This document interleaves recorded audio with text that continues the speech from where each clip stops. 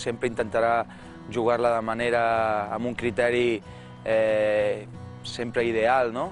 Es un referente, es un líder y bueno, siempre ha sido así. Encara que tingui un defensa a sobre, saps que si li dones la pilota inventarà qualsevol cosa, jugarà fàcil, jugarà bé. Sap sempre el que té que fer, si té que donar una pilota en profunditat, si té que tranquil·litzar el joc. I és el jugador perfecte pel Barça. Per nosaltres és un seguro de vida.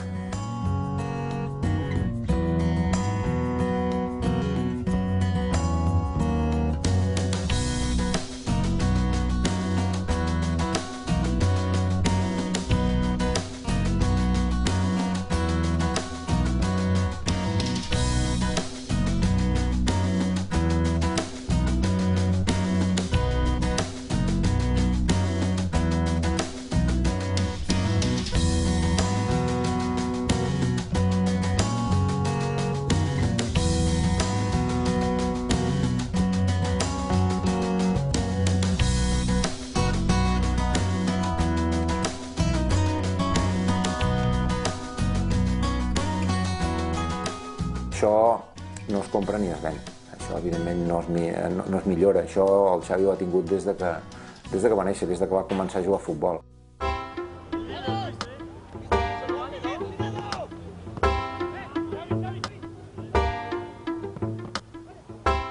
Era una època molt complicada, perquè jo tot just estava començant i amb el meu pare que viatjàvem els dos cap a Barcelona, em sentia malament. Jo em sentia que quan em deien inclús de vas entrenar con el primer equipo, ostres, la sensació d'angoixa, no? De que no és el meu lloc.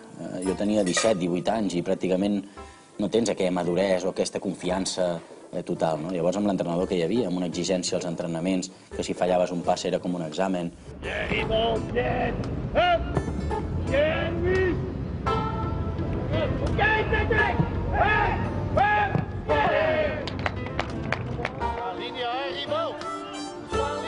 Tot allò va ser molt difícil per mi, molt. Has de ser molt dur mentalment. I a part també la comparació amb el Pep, jo em vaig sentir com un intrus.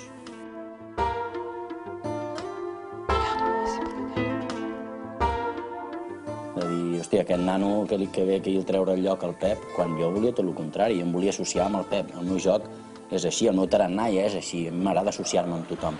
La família ja som així, però és que la meva essència és així. Vull associar-me amb aquest, amb l'altre, ser còmplice de tots, no? I em van enfrontar amb el Pep, vaig tenir aquesta desgràcia, no? Del començament molt difícil per mi, moltíssim.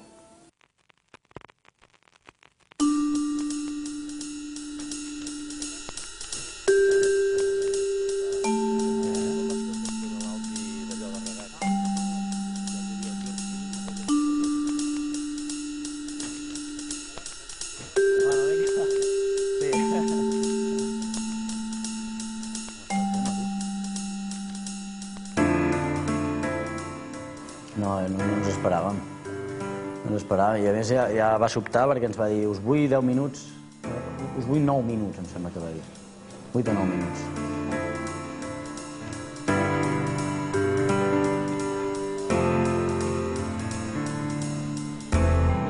¿Qué vestuario es? El visitante. El visitante. Tengo el 4. Vamos.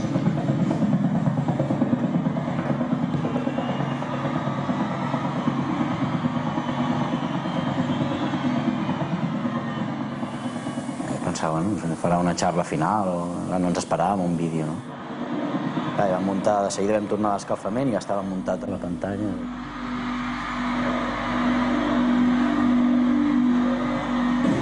Mi nombre es Gladio.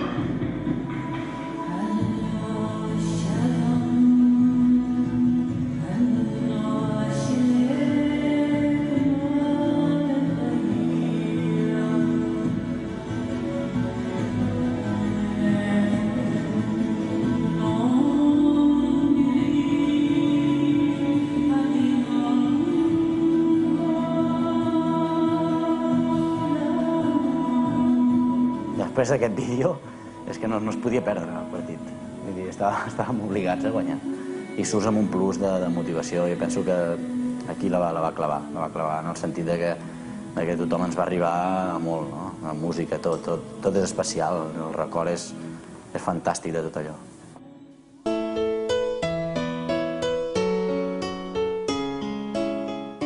Pràcticament va estar quasi 2 anys que jo l'acompanyava cada dia. Vam anar junts cada matí a l'estadi. Cada matí a l'època del Bengal. I, bueno, clar, jo allà vaig començar a viure tot aquest món. Era una època difícil, eh? Sí. Ti do questa notizia in conclusione. Notizia è l'anagramma del mio nome, vedi? E so che serve tempo, non lo nego.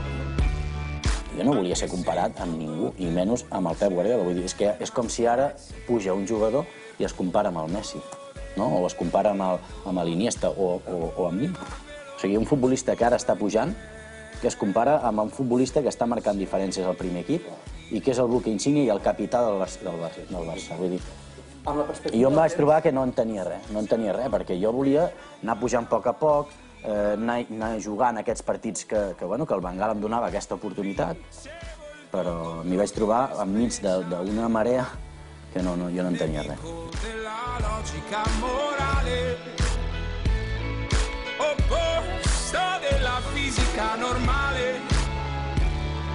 Geometria degli angoli nascosti nostri.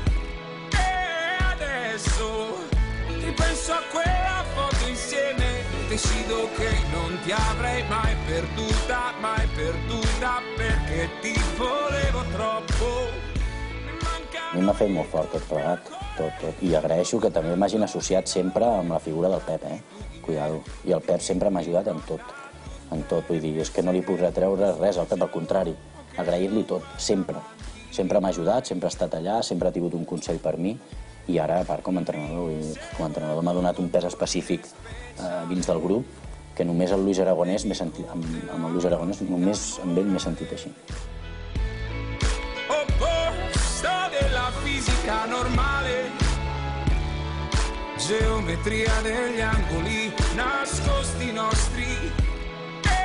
Adesso ripenso a quella foto insieme. Decido che non ti avrei mai perduta, perché ti volevo troppo. Mi mancano i colpi al cuore, quel poco tanto di dolore, quell'attitudine di chi ricorda tutto ma se guardo lo vedo, il mondo va veloce, tu vai indietro, se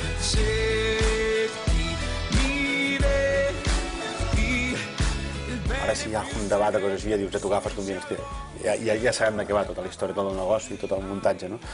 Llavors no, crees una miqueta, vas amb més mala llet, hòstia, què ha passat aquí, per què comparen amb això, per què critiquen si no he de fer res?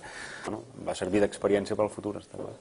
Sabia el que volia i, bueno, ha acabat aquí, carrera al Barça, però, clar, si no vés a saber, igual no és tan fort mentalment i això t'afecta.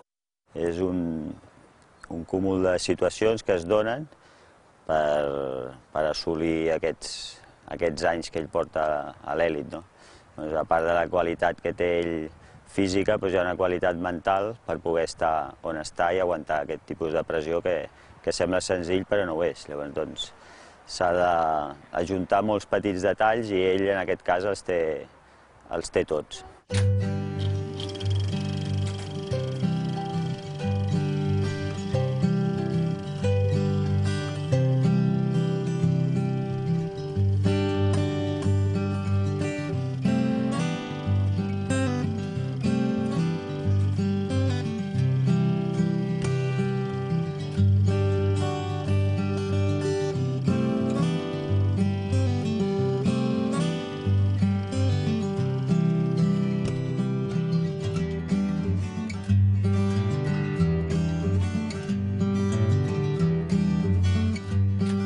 M'he sentit molt estimat, jo he tingut molta sort, vull dir, he caigut en una família de 10 punts, és que és així, vull dir, les coses com siguin. Hi ha gent que no té aquesta sort de l'entorn familiar bo i no pot tenir aquesta base, i és més fàcil de distreure's, amb les noies, discoteques, ja viu sol, jo tenia el control del meu pare, sobretot, la meva mare també, Però el meu pare, tenir una persona que ha viscut tot això, que ha tingut l'experiència, que ha estat a cavall de primera divisió, segona, tercera, que sap el que és cuidar-se, ser professional, per mi ha sigut fonamental. Ell és el primer que em deia, que hi ha partit demà, aviam, què fem avui, saps? O, a les 10 aquí, cuidado, que s'ha de menjar, has de dinar, les hores, descansar.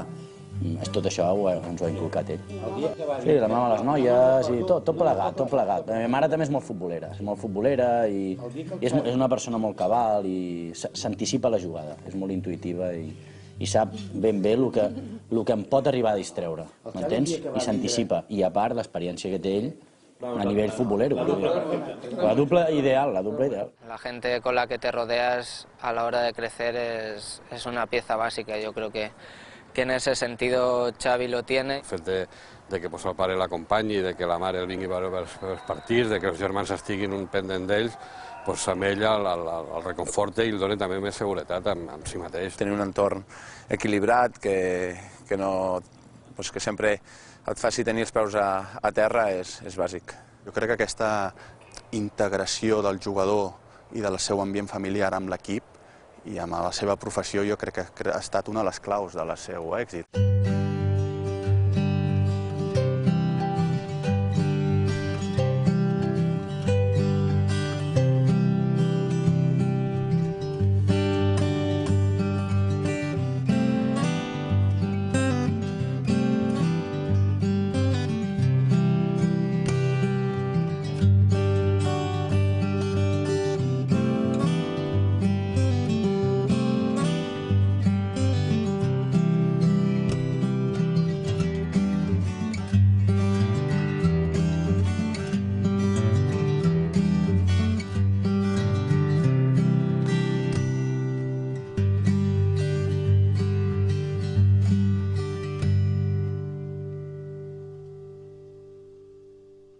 Escolta'm, s'ha d'aixecar la mà.